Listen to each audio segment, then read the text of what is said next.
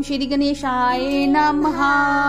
हर हर महादेव। सप्त ऋषियों के समझाने तथा मेरु आदि के कहने से पत्नी सहित हिमावन का शिव के साथ अपनी पुत्री के विवाह का निश्चय करना तथा सप्त ऋषियों का शिव के पास जहाँ उन्हें सब बात बताकर अपने धाम को जाना।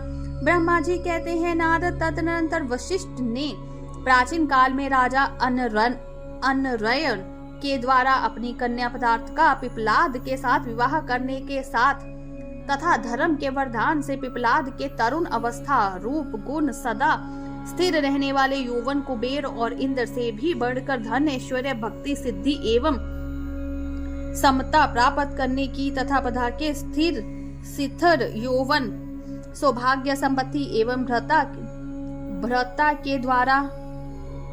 भर्ता के द्वारा परम गुणवान 10 पुत्रों के प्राप्त करने की कथा सुनकर कहा, शैलेंद्र तुम मेरे कथन के सार तत्व को समझकर अपनी पुत्री पार्वती का हाथ महादेव जी के हाथ में दे दो और मेना सहित तुम्हारे मन में जो कुरोष है उसे त्याग दो। आज से 1 सप्ताह व्यतीत होने पर अत्यंत शुभ और दुर्लभ मुहूर्त आने वाला है। उस समय चंद्रमा लगन के स्वामी होकर अपने पुत्र बुध के साथ लगन में ही स्थित होंगे। उनका रोहिणी नक्षत्र के साथ योग होगा।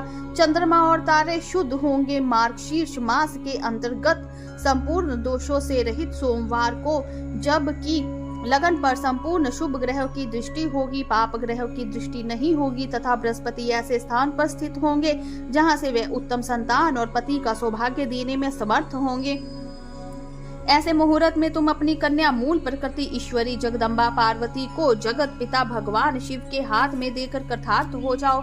ऐसा कहकर ज्ञान शिरोमणि मुनिवर वशिष्ठ नाना प्रकार की लीला करने वाले भगवान शिव का स्मरण करके चुप हो गए। वशिष्ठ जी की बात सुनकर सेवकों और पत्नी सहित गिरिराज हिमालय बड़े विस्मत हुए और दूसरे पर्वतों से बोले। हिमालय ने कहा, गिरिराज, मेरु, सहस, गंधमादन, मद्राचल, मैनाक और विंध्याचल आदि पर्वतेश्वरों, आप सब लोग मेरी बात सुने। वशिष्ठ जी ऐसी बात कह रहे हैं, अब मुझे क्या करना चाहिए, इस बात का विचार करना है। आप लोग अपने मन से सब बातों का निर्णय करके जैसा ठीक समझे वैसा करे। हिमाचल की यह बात सुनकर समेरु आदि पर्वत भली भांति निर्णय करके उनसे प्रसन्नता पूर्वक बोले। पर्वतों ने कहा, महाभाग, इस समय विचार करने से क्या लाभ, जैसा ऋषि लोग कहते हैं उसके अनुसार ही कार्य करना चाहिए। वास्तव में यह कन्या देवताओं का कार्य सिद्ध करने के लिए उत्पन्न हुई है। इसने शिव के लिए ही अवतार लिया है, इसीलिए वह शिव को ही दी जानी चाहिए। यदि इसने रुद्रदेव की आराधना की है और रुद्र ने आकर इसके साथ वार्तालाप किया है तो इसका विवाह उन्हीं के साथ होना चाहिए। ब्रह्मा जी कहते हैं, नारद, उन मेरु आदि पर्वतों की यह बात सुनकर हिमाचल बड़े प्रसन्न हुए और गिरिजा भी मन ही मन हंसने लगी। अरुंधति ने भी अनेक कारण बताकर, नाना प्रकार की बातें सुनाकर और विविध प्रकार के इतिहासों का वर्णन करके मेना देवी को समझाया। तब शैल पत्नी मेनका सब कुछ समझ गई और प्रसन्न चित्त हो उन्होंने मुनियों को, अरुंधति जी को और हिमाचल को भी भोजन कराकर स्वयं भोजन किया। तदनंतर ज्ञानी गिरि श्रेष्ठ हिमाचल ने उन मुनियों की भली भांति सेवा की। उनका मन प्रसन्न और सारा भ्रम दूर हो गया था।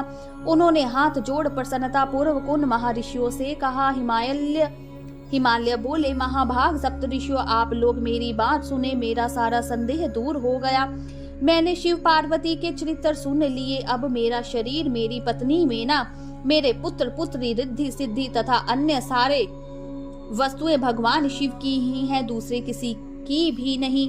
ब्रह्मा जी कहते हैं, नारद, ऐसा कहकर हिमाचल ने अपनी पुत्री की ओर आदर पूर्वक देखा और उसे वस्त्राभूषणों से विभूषित करके ऋषियों की गोद में बिठा दिया। तत्पश्चात वे शैलराज पुण्य प्रसन्न उन ऋषियों से बोले, यह भगवान रुद्र का भाग है, इसे मैं उन्हीं को दूंगा, ऐसे निश्चय कर लिया है।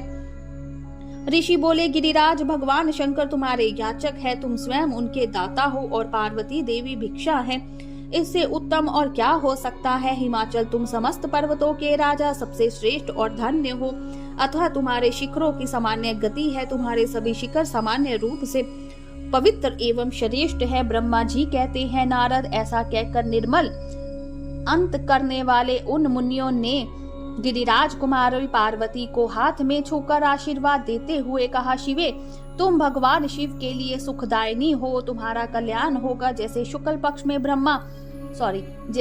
पक्ष में चंद्रमा बढ़ते हैं, उसी प्रकार तुम्हारे गुणों की वृद्धि हो। ऐसा कहकर सब मुनियों ने गिरिराज को प्रसन्नता पूर्वक फल फूल दे विवाह के पक्के होने का दृढ़ विश्वास कर लिया। उस समय परम सती सुमुखी अरुंधति ने प्रसन्नता पूर्व भगवान शिव के गुणों का बखान करके मीना को लुभा लिया। तदनंतर गिरिराज हिमावन ने परम उत्तम मांगलिक लोकाचार का आश्रय ले हल्दी और कुमकुम से अपनी दाढ़ी मूछ का मार्जन किया। तत्पश्चात चौथे दिन उत्तम लगन का निश्चय करके परस्पर संतोष देवे सप्तऋषि भगवान शिव के पास चले गए। वहां जाकर शिव को नमस्कार और विविध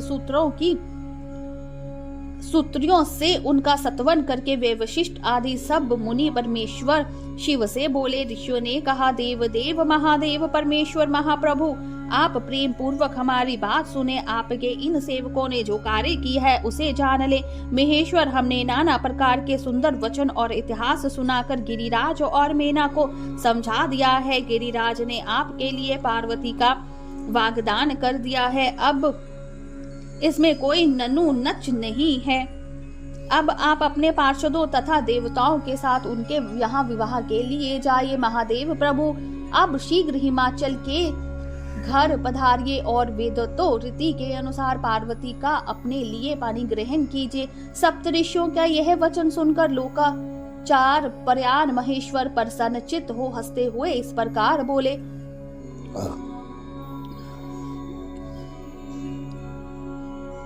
महेश्वर ने कहा, महाभाग सप्तऋषियों, विवाह को तो मैंने ना कभी देखा है और ना सुना ही है। तुम लोगों ने पहले जैसा देखा हो उसके अनुसार विवाह की विशेष विधि का वर्णन करो। महेश्वर ने उस लौकिक शुभ वचन को सुनकर वे ऋषि हंसते हुए देवादिदेव भगवान सदाशिव से बोले। ऋषियों ने कहा, प्रभु, आप पहले तो भगवान विष्णु को विशेषगत्य उनके पार्षदों सहित शीघ्र बुला ले, फिर पुत्रों सहित ब्रह्मा जी को, देवराज इंद्र को, समस्त ऋषियों को, यक्ष गंधर्व किन्नर सिद्ध विद्याधर और अप्सराओं को प्रसन्नता पूर्वक आमंत्रित करें। इनको तथा अन्य सब लोगों को यहाँ सादर बुलवा ले।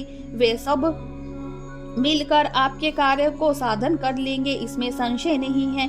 ब्रह्मा जी कहते हैं, नारद, ऐसा कहकर वे सातों ऋषि उनकी आज्ञा ले भगवान शंकर की स्थिति का वर्णन करते हुए वहां से प्रसन्नता पूर्वक अपने धाम को चले गए। बोलिए शंकर भगवान की जय, उमापति महादेव की जय। हर हर महादेव।